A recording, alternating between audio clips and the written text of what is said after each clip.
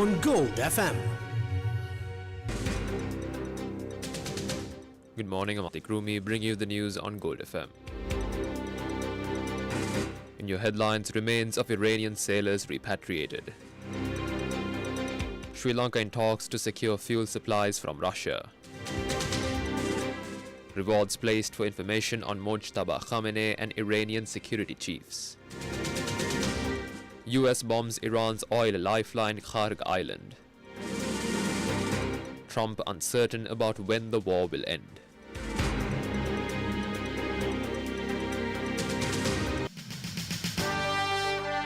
The top story on Gold FM.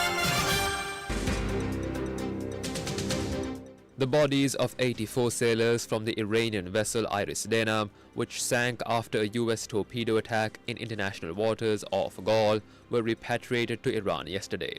A special aircraft that arrived at the Mattala Rajapaksa International Airport was used to transport the bodies back to Iran.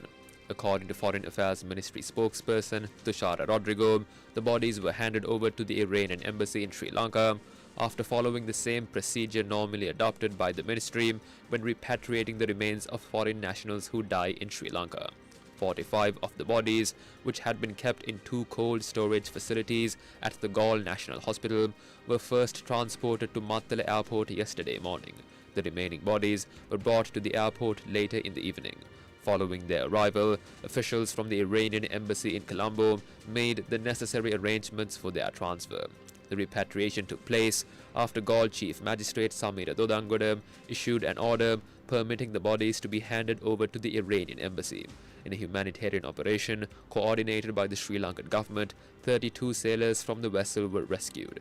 Meanwhile, foreign media reports state that 183 crew members from the Iranian naval vessel Iris Lavan, which recently arrived at the Kochi port in India, are also scheduled to be transported back to Iran.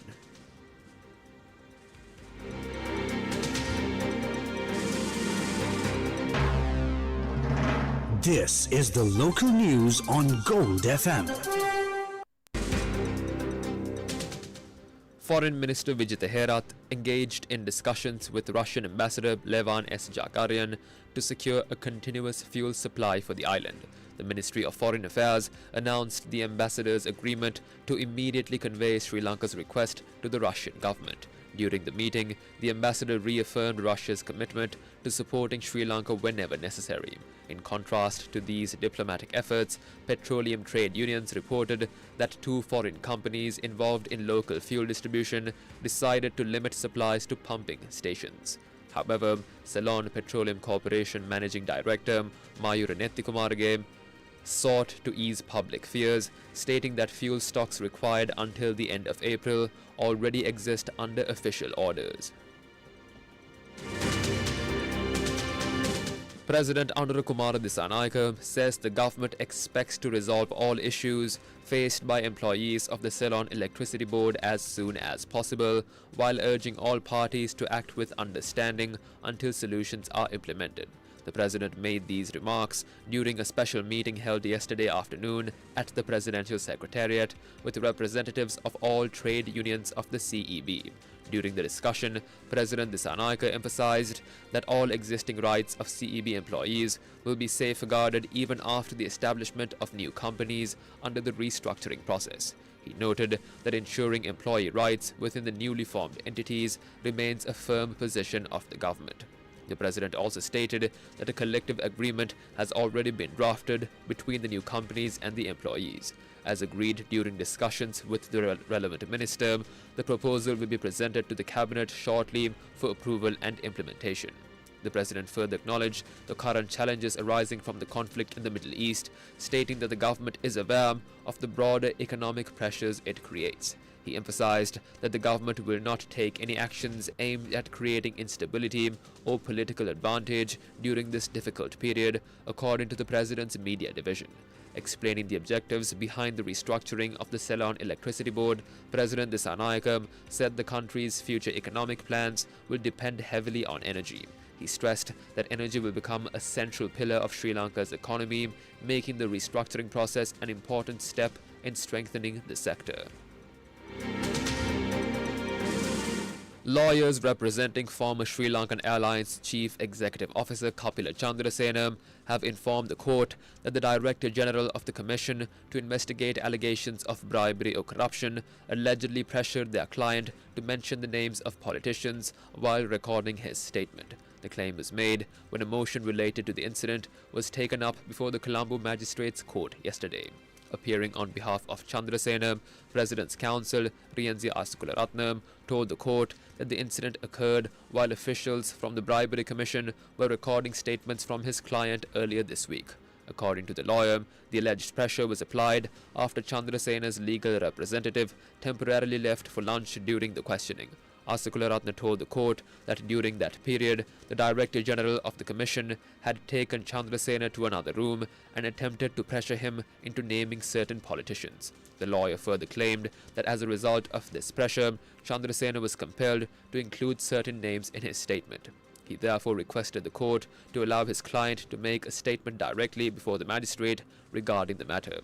After considering the submissions, Colombo Additional Magistrate Lahiru Silva instructed the defense to make the request when the case is taken up again on the 19th of this month. Chandrasena had earlier been summoned to the Bribery Commission in connection with investigations into the procurement of Airbus aircraft for Sri Lankan Airlines. After nearly 9 hours of questioning, he was arrested and subsequently produced before the Colombo 4 Magistrates Court, which ordered that he be remanded until the 19th. According to the Bribery Commission, investigations have revealed that while serving as chairman of the procurement committee responsible for purchasing Airbus aircraft, Chandrasena allegedly conspired with several individuals, including his wife, to solicit a bribe. Investigators claim that a shell company had been established in Brunei in his wife's name as part of the alleged scheme. Minister of Health and Mass Media Dr. Nalinda Jayatissa visited Kandy yesterday to formally brief the chief prelates of Malvatta and Askariya chapters regarding the state oil anointing ceremony for the Sinhala and Tamil New Year. The visit comes amid public debate and differing views regarding this year's official New Year auspicious times. Arrangements have been made to hold this year's state oil anointing ceremony at the grounds of the Natha Devalaya within the temple of the Sacred Tooth Relic in Kandy. According to the official auspicious times, the oil anointing ritual for the new year falls on the 15th of April at 6:54 a.m. Meanwhile, the Scholarly Committee of Astrologers held a press conference in Colombo yesterday to express their views regarding the New Year auspicious times. Speaking at the briefing was Ravi Shankar Senanayake, national organizer of the Astrologers Scholarly Committee, and in the interest of clarity, we refrained from dubbing his remarks. හිසතෙල් ගන්නත් එයාලා උදේ 6යි ගානකට තමයි නැකත් කියලා එකක් දාලා තියෙන්නේ. ඉතින් මොන විහිළුවක්ද මේ? සිංහල වෙද මහත්තයෙක්ගෙන් අහලා බලන්න. ආයුර්වේද වෛද්‍යවරයෙක්ගෙන් අහලා බලන්න. මේ උදේ 6යි ගානකට හිසතෙල් ගෑමේ රාජ්‍ය මහෝත්සවය. මේ රටකටම හිසතෙල් ගාන වෙලාව. 16 වෙනිදාට සාකච්ඡාවකට එන්න කියලා අපිටත් දැනුම් දීලා තියෙනවා. අපි මේ සාකච්ඡාවන්ට සම්බන්ධ වෙනවා. අපි මේ සාකච්ඡාවන්ට සම්බන්ධ වෙන්නේ අර නොනගතේ ඇතුලේ නැකත් තියෙනවා කියලා හදාපු සීට්ටුවකට එකඟ වෙන්න නෙමෙයි. තමන්ගේ සූට්කේස් එක උස්සගෙන ගියපු මිනිස්සයා මේ නැකත් කමිටුව ඇතුළට පත් කරලා තිබුණු යුගයක් තිබුණේ. දැන් මේ නැකත් කමිටුව ඉවරයි. නොනගතේ ඇතුලේ සුබ නැකත් හදන්නට බෑ. සුබ නැකතට රට අනුරට කියලා තමයි අපේ නැකත් ශාස්ත්‍රයේ වචනත් පාවිච්චි කරලා මේ ආණ්ඩුව බලයට පත් උනේ. එහෙම ආණ්ඩුවක් සිංහල අවුරුද්දට කොතරම් දුරට සාධාරණයක් ඉටු කරන්නට ඕනේද? 10 suspects arrested aboard 2 fishing vessels carrying a large consignment of drugs and firearms have been placed under 7-day detention orders after being produced before the Colombo Magistrates Court yesterday. According to police, the suspects are between 22 and 49 years of age and are residents of Iranavilla, Mahawava, Melsiripura, Wennapur, Nigambo, Nakulugama, Tangol, Netolpite and Gandhara. Police suspect that the large stock of narcotics and the firearms discovered aboard the multi-day fishing vessel had been sent by 2 alleged drug traffickers currently believed to be hiding overseas, Haravi Sudha and Angoda Priyankara. The haul included ice and heroin valued at more than 10 billion rupees, along with 11 firearms. Investigations have revealed that the operation to transport the drugs and weapons was allegedly coordinated by the 23-year-old skipper of the multi-day fishing vessel Hansanam, who is among those arrested. Police stated that the skipper had reportedly received payment from the 2 overseas drug traffickers to carry out the smuggling operation. The Sri Lankan Navy initially intercepted the first fishing vessel on the 8th, taking it into custody along with 5 suspects. The vessel was found to be carrying 654 kilograms of narcotics. Subsequently, another multi-day fishing vessel suspected of assisting the operation was also seized by the Navy, along with 5 additional suspects. Investigations into the incident are continuing.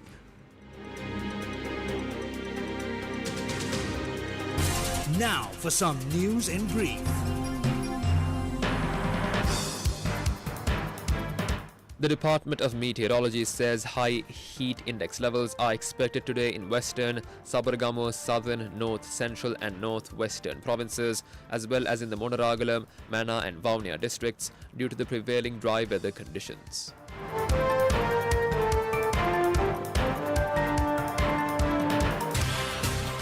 The business news on Gold FM.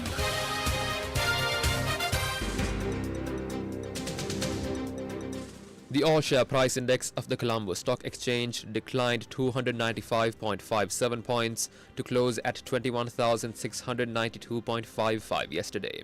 The S&P SL 20 index also declined 87.63 points to close at 6,084.65. Total market turnover was 5.2 billion rupees.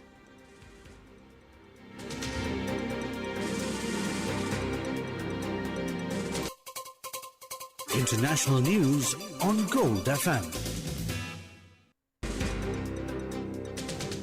The United States government offers a reward of $10 million for information regarding Iranian Supreme Leader Mojtaba Khamenei. The reward targets 10 officials associated with Iran's Islamic Revolutionary Guard Corps. This significant financial incentive aims to disrupt Iranian influence across the volatile Middle East region. Developments take a dramatic turn following reports of US President Donald Trump ordering strikes on Iran's Kharg Island. Trump said US forces have totally obliterated all military targets on the island. It serves as a primary hub for Iranian petroleum exports to international markets. Global oil prices fluctuate widely as analysts assess the potential for prolonged supply chain disruptions.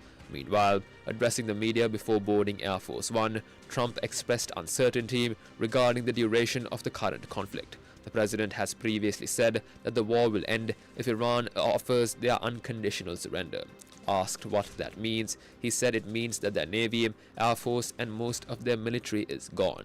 Military observers warn that targeting critical infrastructure marks a sharp intensification of hostilities between Washington and Tehran.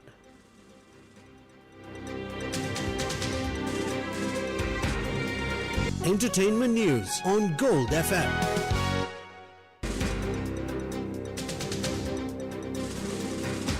David Gilmour's iconic black Strat guitar sold for $14.6 million at a Christie's Rock memorabilia auction in New York, becoming the most expensive guitar ever sold.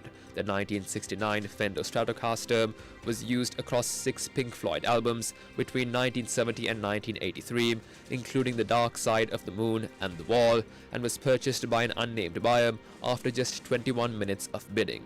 At the same auction, a piano once owned by Beatles legend John Lennon sold for $3.2 million, believed to be the highest price ever paid for a piece of Beatles memorabilia.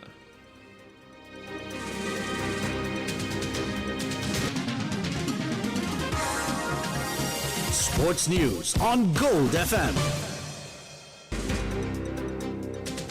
Defending champions Isipathana College face Science College at the Royal Sports Complex today as the Dialogue Schools rugby knockouts continue. St. Joseph's College takes on Kingswood College at Havelock Park in another high-stakes pre-quarter-final encounter. Both afternoon fixtures kick off at 4:15, while a night match sees DS Senanayake College battle Zahira College at CRNFC. Formula One's Grand Prix in Bahrain and Saudi Arabia, scheduled for next month, are set to be cancelled due to the ongoing conflict in the Middle East, with a formal announcement expected before the end of this weekend. The cancellations will reduce the 2026 season to 22 races, with no replacements planned, leaving a 5-week gap between the Japanese Grand Prix and the Miami Grand Prix. That's it for the news. I'm Atik Rumi. Have a great day.